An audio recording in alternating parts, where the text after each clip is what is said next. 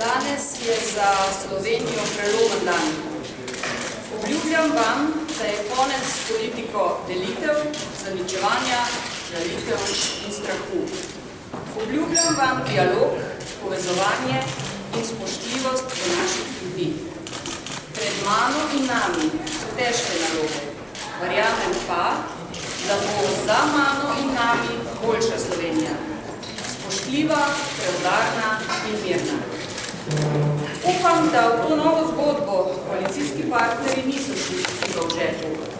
Časi za politična preigravanja so preresni. Časov za okope ni več. Vsi bomo morali stopiti korak nazaj v dobro Slovenije. Verjamem, da bomo z dobro mero odgovornosti to tudi dosegli.